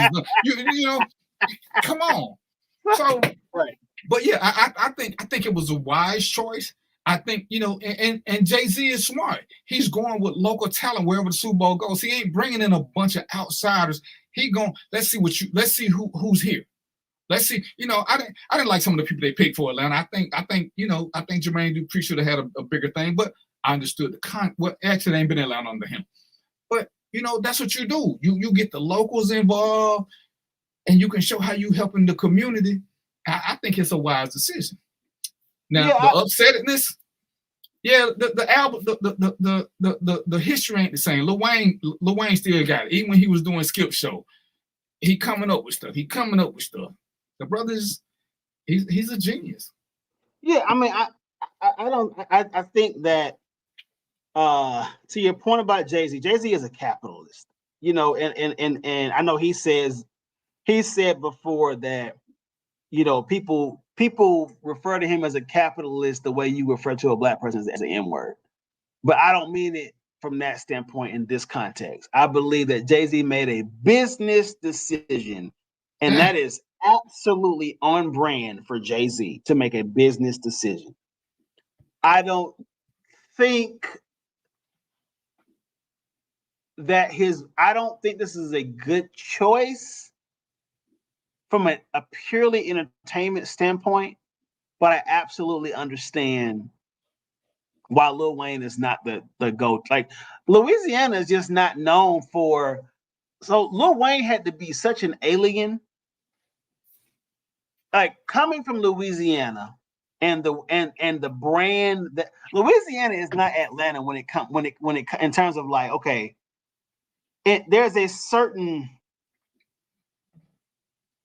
awareness that Black Atlantans have that we can relate to, we can pull from our cultural context, but we also know when it's time to be ludicrous. The same way we can put our Mount Rushmore of Black Atlanta hip hop artists, and all of them have had a crossover campaign. They've all had a some kind of either an album or record that is absolutely crossover. Louisiana is not. Louisiana is more like take it or leave it, and Lil Wayne happens to be one of those artists where you took more than you left, and we appreciate it. We appreciate him for it, but we also understand that there's less space for him. I'm not gonna say not a space. There's less space for him in crossover America than there is for a Kendrick Lamar.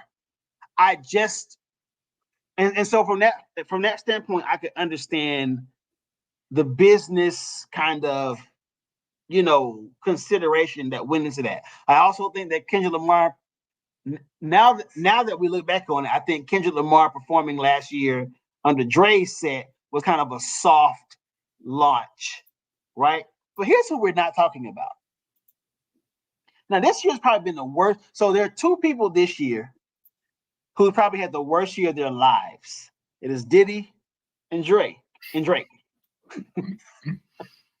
What we're not talking about is not just a stadium full of people doing a two-step to They Not Like Us, but now we're talking about tens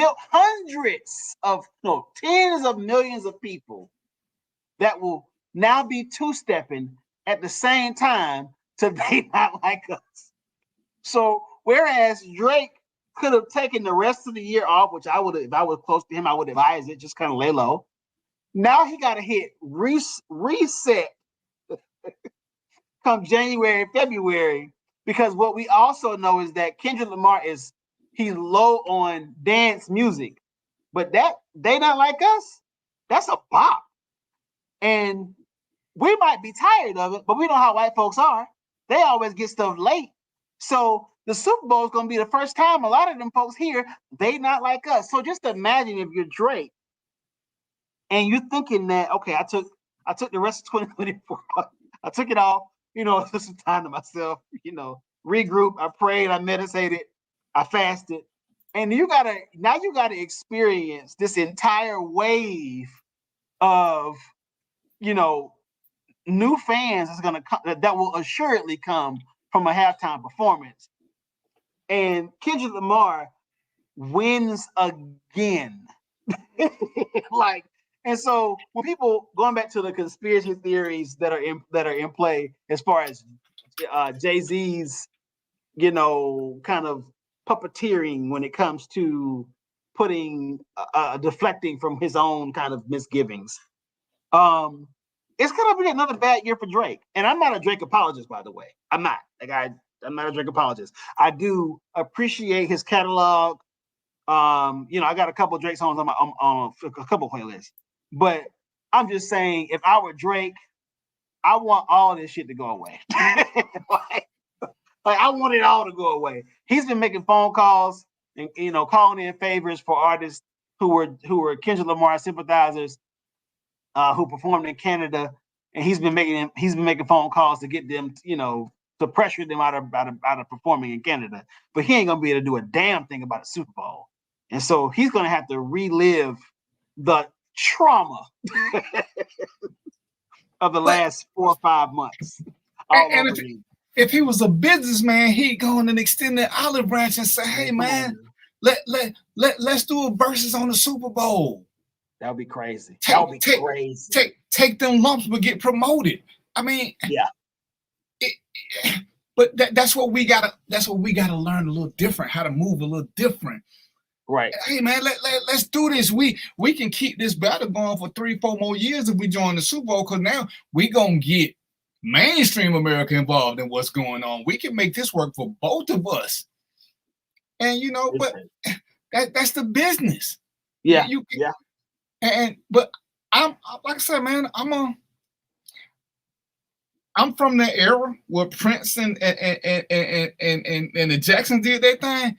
Ain't now one of these ain't no Super Bowl halftime gonna compare to what I've seen. So literally disappeared and like he disappeared and then reappeared like on the top of a, and then Prince played in the rain. Like he played Purple Rain in the rain. I don't care. Like it would have to be some kind of divine intervention to make the only other Super Bowl performance that comes close to those two performances. And I mean, like, okay, so I'll put Mike at 1 and Prince at 1B. Is Bruno Mars. And that's he's like we can't even measure the distance between 1B and 2 when it comes to that. So I don't think honestly, I don't understand why artists even do it, because they have to pay for it. Like they got to pay for these. This is come out of their budget. I get it from like I guess a more purely marketing standpoint. Like they're taking a risk and they will likely win.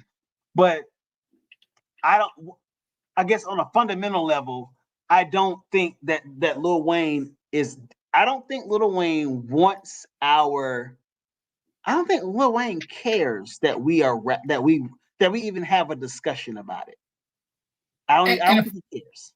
And if I'm not mistaken, they don't pay for anything. They just don't get paid. So in essence, what it becomes is one of the biggest tax write-offs ever, because it's a volunteer thing.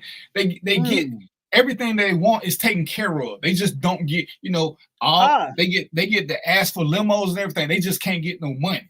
So to me, like I say, you get to it's a tax write-off, because hey, I volunteered for this, and but yeah, it's I stopped watching the Super Bowl for half times once I realized it ain't gonna get no better. I'm waiting for the AI version, as you say. I'm waiting for the AI version or the hologram version of Prince versus MJ. Ooh. Here's the thing. That's what I'm waiting for, because first of all, that's dope, and it's generational. From that. It's generational. Yeah, that would be insanity if that happened. When that happens. Because I know it's gonna happen at some point. But it's got to be in California, because they got the stadiums big enough to support that. It can't be in New Orleans. Right. Yeah. Right. Yeah. It's got to be there. All right. Well, we done did this, man, and we survived it. This is the first time back. We're gonna be here. We're gonna do this on a regular basis. I'm gonna just tell y'all now. I'm still working hard. I'm still traveling to Cali. So Cali's on a 3-hour time difference. In 3 hours, let's see, it's 8, it would be 5, which means I would still be working if I was in California. So, but this young brother who is taking the lead, he gonna do some things. So if y'all got show ideas or stuff you want to talk about, stuff you're interested in, you can still inbox me on the show page, on my personal pages. He gonna tell you how to contact him. I'm gonna put him on the show page so he'll be able to see the same inboxes. And this is what we can do. Like I said, sometimes we want to talk about what y'all want to talk about. Like I said, I wanted to start off show something that we had an interest in, because it's always better when we have passion for your own subject. But when y'all ask me stuff that I don't know, I find somebody else who got the passion.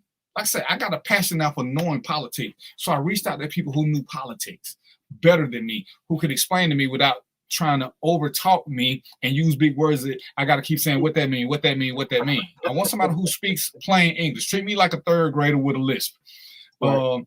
So this brother is gonna be a regular. He done already committed. I memorialized it. So if you try to back out, I'm gonna pull up the text and all that good stuff. You know what I'm saying? What you putting down? Hey, I'm from Atlanta Public School. We keep the records and we talk about everybody and everything. But I appreciate you, brother. So we didn't get a chance to give our our good news. But the good news is, before we give our closing statements, is look at what you got. You got me. I'm almost 60 years old, and this brother here That's who's crazy 40. to me, by the way. So this is how we bridge gaps. You know, I don't need a bunch of people like me. We got to start passing on the generations. You know, I tell people all the time, I get my son to help me with certain things because I got a group I talk to who listen to me, and I'm either uncle, pops, where he got a group, they cousins and brothers. And this is how we got to keep passing information and keep it going and open up the dialogue for us to get along, even disagree, and still be cool enough to go out and eat and talk trash. This is what we have to do. So this is our feel good moment because I reached out to this brother. Understand? I reached out to this brother. I'm the old man. He the grasshopper right now. It's gonna be on the grasshopper 2-3 more weeks. But this is where we can't be afraid to help somebody else. You know, he think he got a podcast he gonna do on his own or whatever it is. He gonna tell you about that. But it's gonna be a part of this, whether we do it by extension or default. But this is how we promote each other and uplift each other. Don't just put somebody out there. Go out there with them. Make sure that they're good. When I started, Roy stayed on him, me and held my hand and make sure, and he deserted me one day. I already told him, but I'm gonna desert him one day. But we're gonna get to that point where I'm gonna still be around. I just may not be around consistently, because old people, you know, sometimes my Geritol don't kick in quick enough.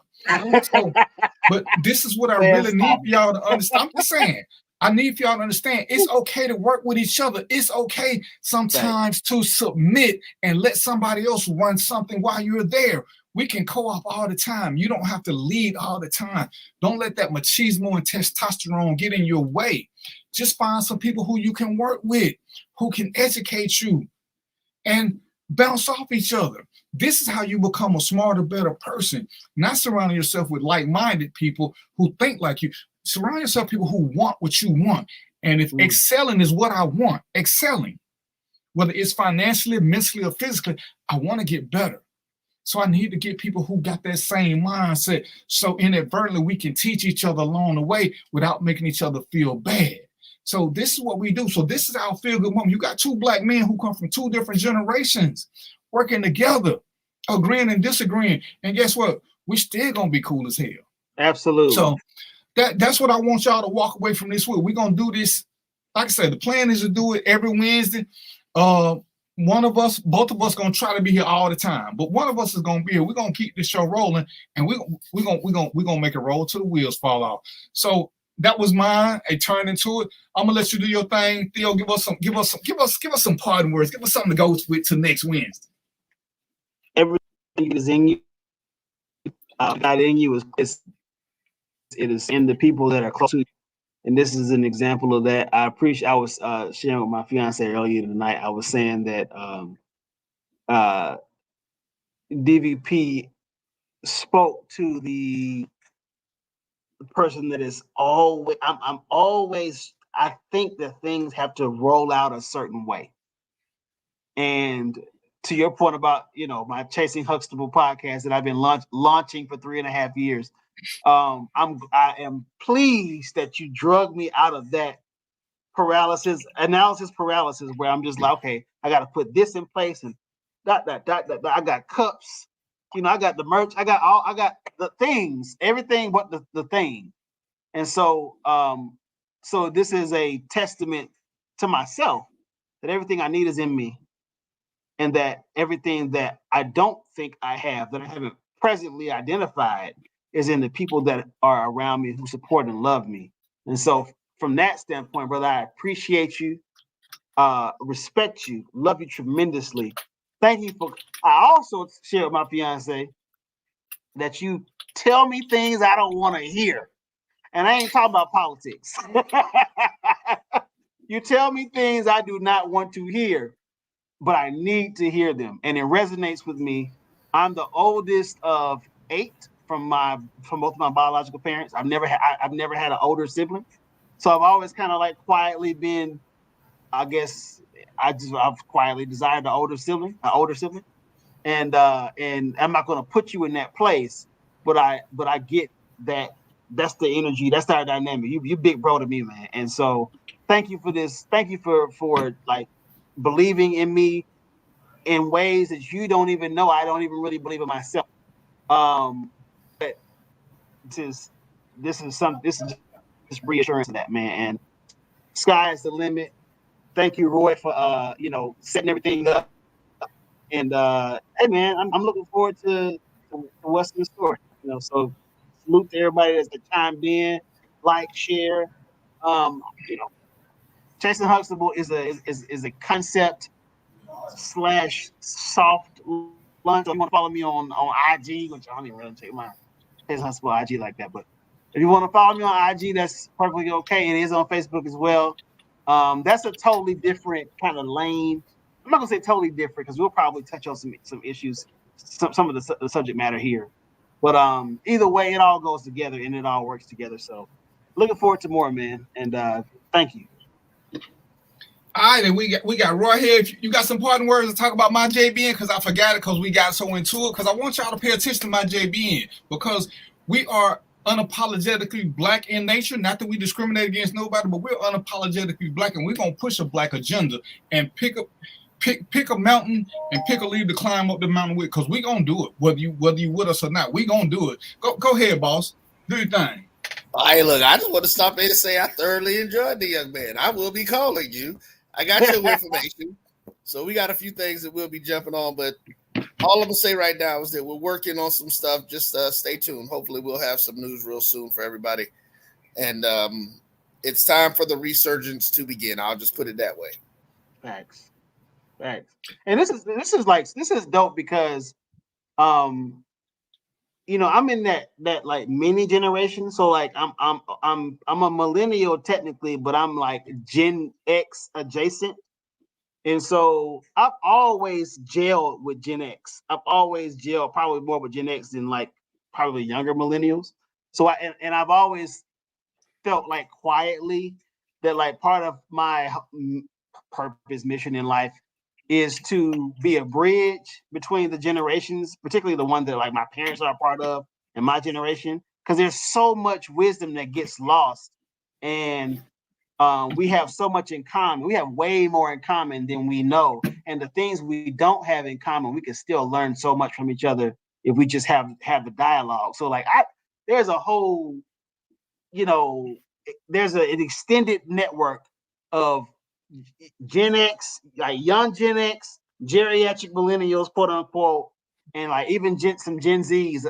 I look forward to bringing to the table as this platform kind of expands. So again, thank you for extending this and making this even available.